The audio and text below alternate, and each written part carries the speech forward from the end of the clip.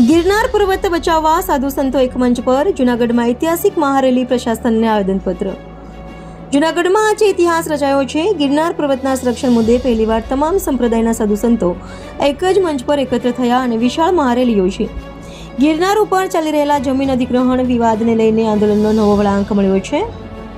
જૂનાગઢના પવિત્ર અને ઐતિહાસિક ધરોહર સમાન ગિરનાર પર્વતને બચાવવા માટે આજે અદ્વિતીય એકતા જોવા મળી। વિવિધ સંપ્રદાયના સાધુ સંતો, ધાર્મિક આગેવાનો અને મોટી સંખ્યામાં ભક્તો એક મંચ પર આવ્યા અને એક જ અવાજે ગિરનાર સંરક્ષણ માટે સંદેશ આપ્યો। આ મહારેલી દરમિયાન શહેરના વિવિધ માર્ગો પર ભક્તિ અને એકતાનું અનોખું દ્રશ્ય સર્જાયું હતું। આકાશી દ્રશ્યોમાં સ્પષ્ટ જોવા મળ્યું કે લોકોનો વિશાળ જનસેલાબ ઉમટી પડ્યો હતો। ગિરનાર પ્રત્યેની આસ્થા અને પરંપરા જાળવવા માટે લોકોમાં ભારે ઉત્સાહ જોવા મળ્યો। સાધુ સંતોએ જણાવ્યું કે ગિરનાર માત્ર એક પર્વત નથી, પરંતુ કરોડો લોકોની આસ્થા અને સંસ્કૃતિ સાથે જોડાયેલ પવિત્ર સ્થાન છે। ગિરનાર પર ચાલી રહેલા જમીન અધિગ્રહણ મુદ્દે તેમણે ચિંતા વ્યક્ત કરી અને એને તરત જ રોકવા માટે માંગ ઉઠાવી। મહારેલી પૂર્ણ થયા બાદ સાધુ સંતોના પ્રતિનિધિ મંડળે પ્રશાસન અને સરકારને વિગતવાર આવેદનપત્ર રજૂ કર્યું। આ આવેદનમાં ગિરનારના સંરક્ષણ માટે કડક પગલાં લેવાની તેમજ ધાર્મિક અને પર્યાવરણ સંવેદનશીલતા જાળવવાની માંગ કરવામાં આવી છે। ગિરનાર અમારી આસ્થા છે, અમારી ઓળખ છે, તેને નુકસાન પહોંચે તેવો કોઈ પણ નિર્ણય સ્વીકાર્ય નહીં હોય। જૂનાગઢના ઇતિહાસમાં પહેલીવાર આવી ભવ્ય અને સર્વધર્મ સંભાવ દર્શાવતી મહારેલી યોજાય છે, જેનાથી સરકાર અને પ્રશાસન પર હવે શું અસર થાય છે તે જોવું મહત્વપૂર્ણ રહેશે। જગદીશ યાદવ, જૂનાગઢ। અહીંયા સ્વામિનારાયણ સંપ્રદાયથી પણ સંતો જોડાયા છે, એટલે ખાસ કરીને આપણે કહેવા માંગુ છું કે સનાતનની બધી જ પાંખો અત્યારે આ મંચ ઉપર આપને દેખાઈ રહી છે, એટલે સ્વાગતની તાળીઓથી બધાને। અહીંયા સ્વામિનારાયણ સંપ્રદાયથી પણ સંતો જોડાયા છે, એટલે ખાસ કરીને આપણે કહેવા માંગુ છું કે સનાતનની બધી જ પાંખો અત્યારે આ મંચ ઉપર આપને દેખાઈ રહી છે, એટલે સ્વાગતની તાળીઓથી બધાને।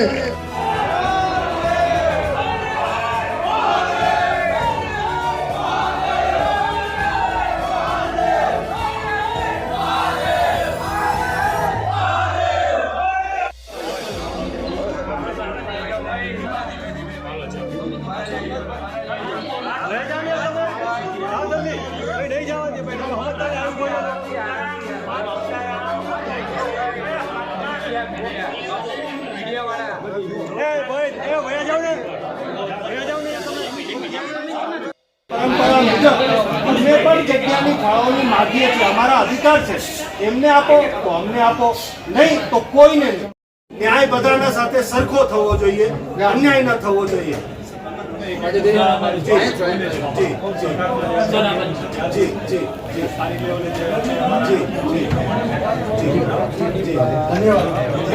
જય ગિરનારી। તારીખ 23ના રોજ જૂનાગઢ કલેક્ટર ઓફિસે એક આવેદનપત્ર આપવામાં આવ્યું। એનું મુખ્ય કારણ હતું કે ઘણા સમયથી આ ગિરનારમાં અવારનવાર કંઈક ને કંઈક બનાવો બનતા જ રહે છે। એમાંનો એક બનાવ એટલે સીતાવનની નજીકમાં જ 1-2 હજાર વાર જમીન કોઈ ચોક્કસ સમુદાયને આપી દેવામાં આવી। અને આપી દેવાના કારણે, કારણ કે આપણે જોઈએ છીએ ગિરનાર એ અભયારણ્યમાં છે, ગિરનાર એ સેન્ચુરીમાં પણ છે, ગિરનારની આજુબાજુમાં પ્લાસ્ટિક પણ બેન છે, આજુબાજુના ગામડાઓમાં ખેતરોમાં કાંઈ પણ કરવું હોય તો ઘણી બધી મુશ્કેલીઓ પડે છે।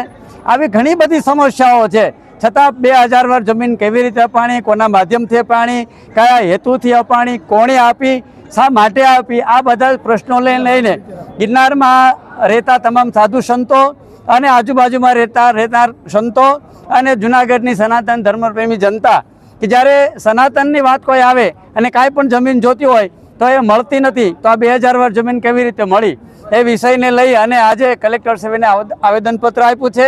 અને આવેદનપત્રમાં તમામ સાધુ સંતો, જૂનાગઢની ધર્મપ્રેમી જનતા, તમામ સંપ્રદાયો લઈને બધાય કોઈ પણ ભેદ વગર જે સનાતનને માનનારા છે બધામાં જોડાયા છે।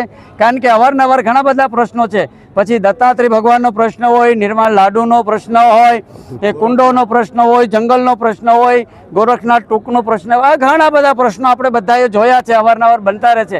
આ બધાનું તાત્કાલિક અમલીકરણ થાય, આ જે સમસ્યાઓ છે એનું નિરાકરણ થાય અને શાંતિથી બધાય જે ધર્મનું જેનું છે એને અમને કોઈ તકલીફ નથી।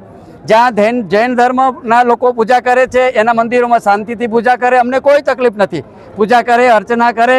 આમ આપણે પણ જોયું છે કે આખા ગુજરાતમાં પગે ચાલીને જે જૈન ધર્મના સાધુ સાધ્વીઓ જ્યારે પધારે છે ત્યારે એના સંઘો હોય, પગપાળા ચાલતા હોય, એ બધી જ વ્યવસ્થા સનાતન ધર્મના લોકો કરે જ છે અને કરતા જ રહેવાના છે. કારણ કે અમારા હૃદયમાં તો વસુદેવ કુટુંબની ભાવના રહેલી છે. અમને અમારો સનાતન ધર્મ એ બધાને સાથે રાખીને ચાલવાનું શીખવનારો છે. ત્યારે બધાને ભગવાનની પ્રાર્થના કરીએ કે સદબુદ્ધિ આપે, શાંતિથી રહીએ, શાંતિથી જીવીએ અને જીવ્યા દઈએ. દરેકને પોતાના ધર્મ અનુસાર પૂજા કરવાનો અને જીવવાનો અધિકાર છે, એમાં કોઈને તકલીફ નથી. પણ આ જે અન્યાય થયો છે, જે જમીનો મળી છે એ ક્યારે પણ ચાખી લેવામાં નહીં આવે.